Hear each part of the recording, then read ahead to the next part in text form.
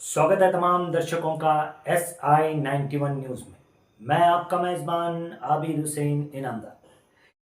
ಈ ಸಚಿವ ಸಂಪುಟದ ಕೆಲವೊಂದು ಮಂದಿನ ಏನು ಮಾಡ್ಯಾರ ಅವ್ರು ನೋಡಿಬಿಟ್ರೆ ಒಂದು ಗುಂಡಾಗಳ ಸರ್ಕಾರ ಆದಂಗೆ ಆಗಿದೆ.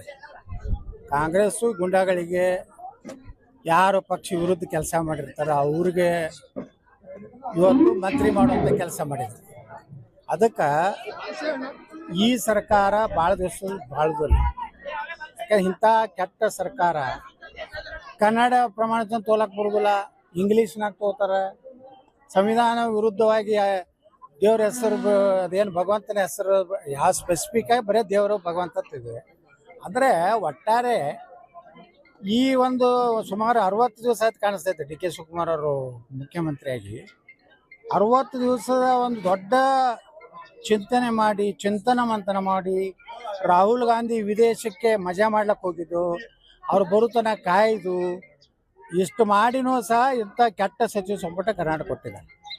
ಅದಕ್ಕೆ ಈ ಸಂಪುಟ ನೋಡಿದ್ರೆ ಕರ್ನಾಟಕಕ್ಕೆ ಮುಂದಿನ ದಿವಸಗಳಲ್ಲಿ ಒಳ್ಳೆಯ ಭವಿಷ್ಯ ಇಲ್ಲ, ಅಲ್ಲಿವರೆಗೆ ಸರ್ಕಾರ ಉಳಿದಿಲ್ಲ ಅನ್ನೋಂಥ ಡೌಟ್ ಇದೆ. ಯಾಕಂದ್ರೆ ಒಳ್ಳೆಯ ಶಾಸಕರು ಭಾಳ ಮಂದಿ ಒಳ್ಳೆಯವರು ಅದಾರೆ. ಪಾಪ ಅಪ್ಪಾಜಿ ನಾಡಗೌಡ್ರು ಅಂತವರು ಸೀನಿಯರ್ ಮೋಸ್ಟು ನಮ್ಮ ಜಿಲ್ಲೆಯಲ್ಲೇ ತಗೋರಿ. ಯಶವಂತರಾಗೌಡ ಭಯಂಕರ ಪ್ರಯತ್ನ ಮಾಡಿದರು, ಆದರೆ ಅವರೆಲ್ಲ ಸೀನಿಯರು ಭಯಂಕರ ನಿಷ್ಠಾವಂತರು. ನಾಡಗೌಡರು, ಯಶವಂತರಾಗೌಡರು ಕಾಂಗ್ರೆಸ್ BJP JDS ಎಲ್ಲ ಮುಗಿಸಿ ಬಂದು ಗಿರಾಕಿಗೆ ಮಂತ್ರಿ ಮಾಡಿದ್ರು ಕರ್ನಾಟಕ. ಅದು ನಿಷ್ಠಾವಂತರಿಗೆ ಮಾಡಲಿಲ್ಲ, ಅವರೆಲ್ಲ ಕಣ್ಣೀರು ಹಾಕ್ಲಾಕತ್ತಾರ.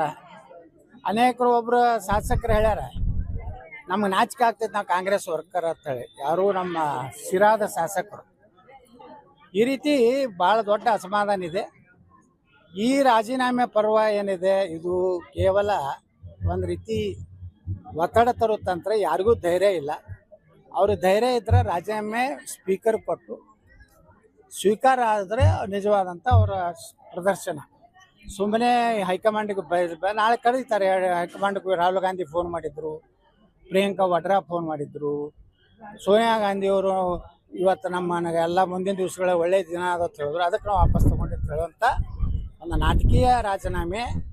ಇದರಿಂದ ಏನೂ ಡಿ ಕೆ ಶಿವಕುಮಾರ್ಗೆ ಏನೂ ಆಗೋದಿಲ್ಲ.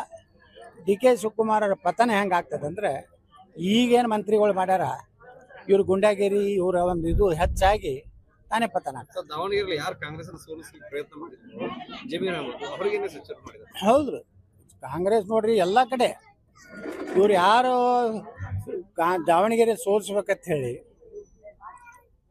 ಏನು ಒಂದು ಪ್ರಯತ್ನ ಮಾಡಿದ್ರು, ಅವರು ಇವತ್ತು ಮಂತ್ರಿ ಆದರು. ಪಕ್ಷದ ನಿಷ್ಠಾವಂತ ತನ್ವೀರ್ ಸೇಠ್ ಎಷ್ಟೋ ವರ್ಷದಿಂದ ಸೀನಿಯರ್ ಮೋಸ್ಟ್ ಮುಸ್ಲಿಂ ಲೀಡರು ಅಂಥವ್ರನ್ನ ಕೈ ಕೊಟ್ಟರು. ಅಂದ್ರೆ ಅವ್ರಿಗೆ ಒಳ್ಳೆಯ ಮುಸ್ಲಿಮರು ಬೇಕಾಗಿಲ್ಲ, ಇಂಥ ಗುಂಡಾಗಳು ಉಪಾಧ್ಯಾಪಿಗಳು ಇಂಥವ್ರು ಬೇಕು. ಯಾಕಂದ್ರೆ ಕೇರಳದಾಗೇನೋ ಭಾಳ ದೊಡ್ಡ ಉಪಕಾರ ಮಾಡ್ಯಾರ ಅಂಥೇಳಿ ಜಮೀರ್ ಅಹಮದ್ ಖಾನ್ ಮಾಡಿದ್ದಾರೆ. ಅಲ್ಲಿ ಡಿ ಕೆ ಶಿವಕುಮಾರ್ದು ಏನು ನಡೆದಿಲ್ಲ, ಸಿದ್ದರಾಮಯ್ಯನವ್ರದ್ದು ಏನು ನಡೆದಿಲ್ಲ.